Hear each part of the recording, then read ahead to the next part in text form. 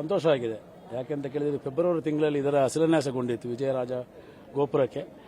ಲಕ್ಷ್ಮೀ ಜನಾರ್ದನ ದೇವಸ್ಥಾನ, ಮಂಜುಳೇಶ್ವರುವಂಥ ದೇವಸ್ಥಾನ ಉಜಿರೆದು ಹರಿಹರ ನೆಲೆಯಾಗಿರುವಂಥ ಏಕೈಕ ಕ್ಷೇತ್ರ ದಕ್ಷಿಣ ಜಿಲ್ಲೆ ಅಂದರೆ ಅದು ಉಜಿರೆಯ ಲಕ್ಷ್ಮೀ ಜನಾರ್ದನ ದೇವರ ದೇವಸ್ಥಾನ. ವಿಜಯರಾಘವ ಪಟವೇಟ್ನೆಯವರು ಇದರ ಆನುವಂಶಿಕ ಆಡಳಿತ ಮುಖ್ಯಸ್ಥರಾಗಿ ಈಗ ದೇವರ ಪಾದವನ್ನು ಸೇರಿದ ಅವರ ಕನಸು ಇದು, ನಮ್ದಲ್ಲ. ಕೆಲವು 3 ವರ್ಷಗಳ ಹಿಂದೆ ಅವರು ಈ ಕನಸನ್ನು ಕಂಡಿದ್ದರು. ಅದಕ್ಕೆ ಚಾಲನೆಯನ್ನು ಕೊಟ್ಟವರು ಕೂಡ ವಿಜಯರಾಘವ ಪಟವೇಟ್ನೆಯವರು.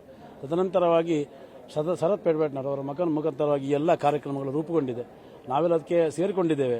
ನಮಗೂ ಕೂಡ ಅತಿಯೋಷ್ ಆಗ್ತದೆ. ಯಾಕಂತ ಕೇಳಿದರೆ ಇಷ್ಟು ಬೇಗ ಇಷ್ಟೊಂದು ದೊಡ್ಡದಾದಂಥ ಕಾರ್ಯಕ್ರಮವನ್ನು ದೇವರು ನಡೆಸಿಕೊಟ್ಟಿದ್ದಾರೆ ಅಂತ ಹೇಳಿದ್ರೆ ನಾನು ತುಂಬ ಸಂತೋಷವನ್ನು ಪಡ್ತೇನೆ.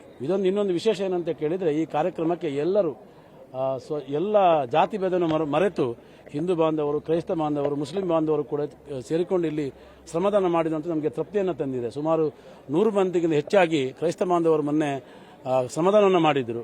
ಅದೇ ರೀತಿಯಾಗಿ ಮುಸ್ಲಿಂ ಬಾಂಧವರು ಕೂಡ ಅನೇಕ ದೇಣಿಗೆಗಳನ್ನು ಕೊಟ್ಟು ನಾವೆಲ್ಲರೂ ಒಂದೇ ಐಕ್ಯತೆಯಲ್ಲಿರುವಾಗ ಈ ಉಜಿರೆಯ ಬ್ರಹ್ಮಕಲಶೋತ್ಸವ ಮೂಡಿ ಬಂದಿದೆ. ಬ್ರಹ್ಮಕಲಶ ಅಧ್ಯಕ್ಷರಾದಂಥ ನಮ್ಮ ಪ್ರತಾಪ್ ಸಿಂಹರಾವ್ ಇದ್ದಾರೆ, ನಮ್ಮ ಸಂಯೋಜಕರಾದಂಥ ಲಕ್ಷ್ಮೀ ಮೋಹನ್ ರವರು, ನಮ್ಮೂರಿನ ಶಾಸಕರಾದಂಥ ಹರೀಶ್ ಪೂಂಜಾ ಅವರು, ಅನೇಕ ಮಂದಿ ಇದರ ಜೊತೆ ಸೇರಿಕೊಂಡಿದ್ದಾರೆ. ಬಹಳ ಸಂತೋಷ ಆಗ್ತಾ ಇದೆ. ನಮ್ಮ ಬೆಳ್ತಂಗಡಿ ತಾಲೂಕಿನಲ್ಲಿ ಇತಿಹಾಸ ನಿರ್ಮಾಣ ಆಗಿದೆ ಅಂತೇಳಿ ನಾನು ಸಂತೋಷವನ್ನು ಪಡ್ತೇನೆ. ನಿನ್ನೆ ಸಾಯಂಕಾಲದ ಹೊತ್ತಿಗೆ ದೇವರ ತಂತ್ರಗಳನ್ನು ಬರಮಾಡಿಕೊಂಡ ತದನಂತರವಾಗಿ ಸಾಮೂಹಿಕ ಪ್ರಾರ್ಥನೆ ಆದಾಗ 2 ವಿಷ್ಣುವಿನ ಅವತಾರದೆಲ್ಲ ಚಿಕ್ಕ ಮಕ್ಕಳು ಯಕ್ಷಗಾನ ರೂಪದಲ್ಲಿ ಪ್ರತ್ಯಕ್ಷ ಆದ ನಾವು ಕಂಡು ನಾವು ಧನ್ಯರಾಗಿದ್ದೇವೆ. ಕೂಡಲೇ ಅವರ ಆ ಕಾರ್ಯಕ್ರಮ ಮುಗಿದ ಕೂಡಲೇ ಪೇಜಾವರ ಶ್ರೀಗಳು ಇಲ್ಲಿ ಮಧ್ವ ಮಂಟಪ ಅಂತ ಇದೆ. ಹಿಂದಿನ ಕಾಲದಲ್ಲಿ ಮಧ್ವಾಚಾರ್ಯರು ಇಲ್ಲಿ ಬಂದು ತಪಸ್ಸನ್ನು ಆಚರಿಸಿದಂತೆ ನಾವು ಕೇಳಿಕೊಂಡಿದ್ದೇವೆ. ಅದೇ ರೀತಿಯಾಗಿ ನಿನ್ನೆ ಪೇಜಾವರ ಶ್ರೀಗಳು ಅನಿರೀಕ್ಷಿತವಾಗಿ ನಮ್ಮ ಕ್ಷೇತ್ರಕ್ಕೆ ಭೇಟಿ ಕೊಟ್ಟು ಮಧ್ವ ಮಂಟಪಕ್ಕೆ ಅವರು ಪೂಜೆಯನ್ನು ಮಾಡಿ ಸಂದರ್ಭದಲ್ಲಿ ಸಮರ್ಪಿಸಿದ್ದನ್ನು ಕೂಡ ನಾವು ಹೇಳಲಿಕ್ಕೆ ತುಂಬ ಸಂತೋಷವನ್ನು ಪಡ್ತೇವೆ. ಈಗಾಗಲೇ ಅನೇಕ ಮಂದಿ ಭಕ್ತಾದಿಗಳು ಕ್ಷೇತ್ರಕ್ಕೆ ತಂಡೋಪತಂಡವಾಗಿ ಬರ್ತಾ ಇದ್ದಾರೆ. ವಿಶೇಷವಾಗಿ ಅನ್ನದಾನದ ವ್ಯವಸ್ಥೆಯನ್ನು ಲಕ್ಷ್ಮೀ ಮೋಹನ್ ಗ್ರೂಪ್ ವಿಶೇಷ ರೀತಿಯಲ್ಲಿ ಈ ಅನ್ನಛತ್ರವನ್ನು ತಯಾರು ಮಾಡಿದ್ದಾರೆ.